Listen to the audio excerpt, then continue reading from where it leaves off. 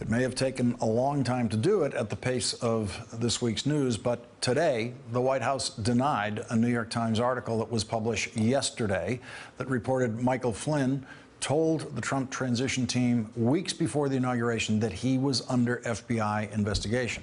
A White House spokesperson told NBC News the New York Times story is flat wrong. Neither Michael Flynn nor his attorneys told transition counsel that he was under federal investigation for secretly working as a paid lobbyist for Turkey during the campaign. According to the Daily Beast, a reluctant Michael Flynn accepted the position as National Security Advisor at the president's urging. Michael Leedon, one of General Flynn's friends, told the Daily Beast he did not want to be National Security Advisor. He didn't want to be in the government. He wanted to go back to private life, but Trump insisted on it. The Daily Beast reports that the president is hoping Michael Flynn can someday return to working in the White House after being exonerated in this investigation. A former FBI official and government official told the Daily Beast Trump thought he owed Flynn for how things ended up and was determined to clear Flynn's name and bring him back to the White House. The Daily Beast and Yahoo News both report that President Trump and Michael Flynn are still in communication.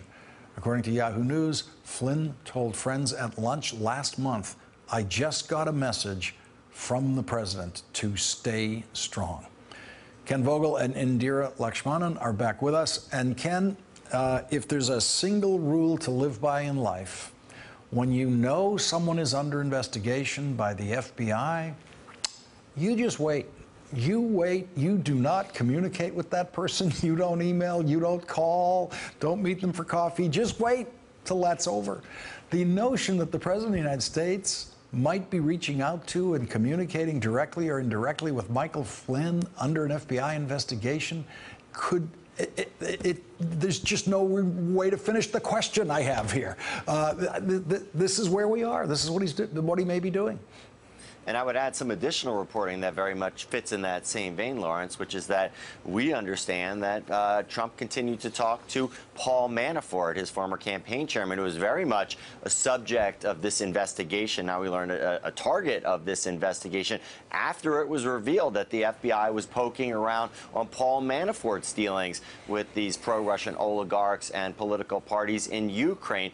And it fits sort of a broader pattern where, as much as Trump has said, as many times as he said, "You're fired" on The Apprentice, he actually sort of remains loyal to these people, and he just can't quit them. He has other people fire them, and he remains in touch with them. We saw Corey Lewandowski, his fired campaign manager, in the White House this week, telling people that Trump wanted him to come back to come to work for him in the White House. And we see him continuing to talk to Paul Manafort well after he should have cut off connections, and then again with Michael Flynn.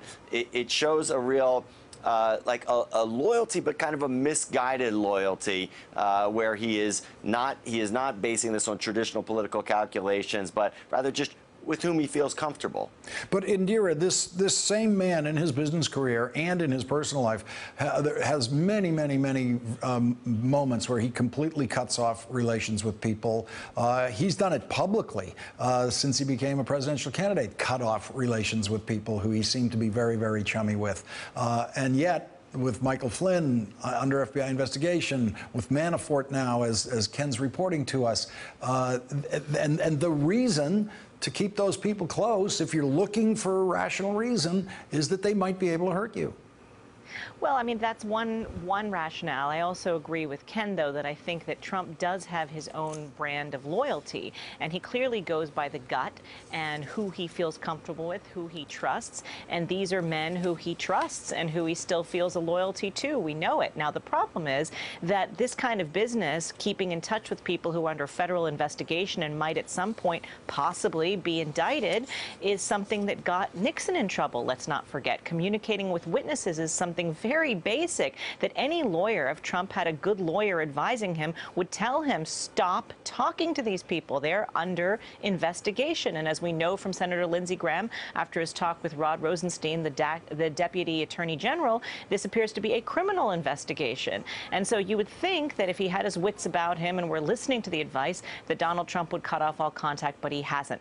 I think the larger issue is this troubling question of whether, in fact, Michael Flynn had informed the transition team that he had taken over $500,000 from a Dutch company to lobby basically for interests on behalf of the Turkish government. And there was some very interesting reporting out of McClatchy yesterday showing that he might have, in fact, stopped an operation backing the Syrian Kurds because it was something that was against the wishes of the Turkish government. So it raises all sorts of questions that an incoming national security advisor would already be under investigation. Of course, it would be in Flynn's interest to now put out to the press that he had informed the transition team. We don't know, but the New York Times is reporting that he had.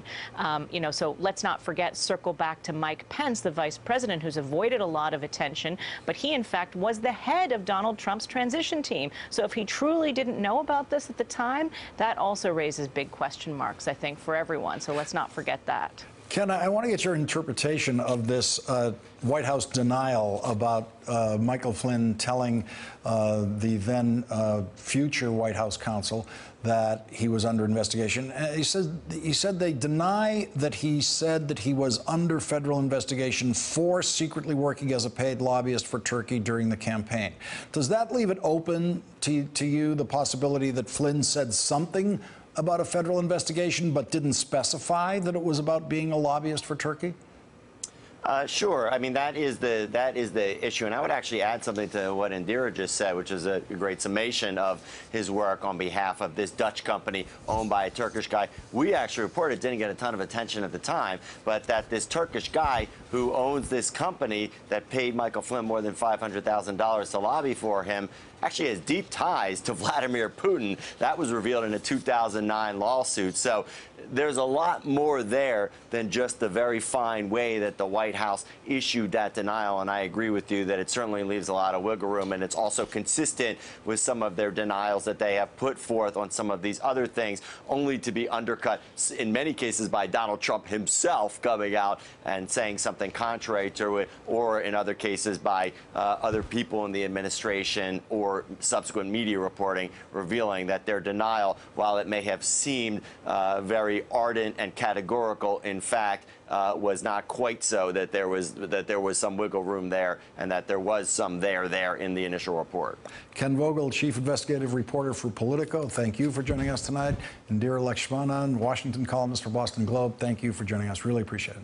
Thanks, Lawrence. Hey there, I'm Chris Hayes from MSNBC. Thanks for watching MSNBC on YouTube. If you want to keep up to date with the videos we're putting out, you can click subscribe just below me, or click over on this list to see lots of other great videos.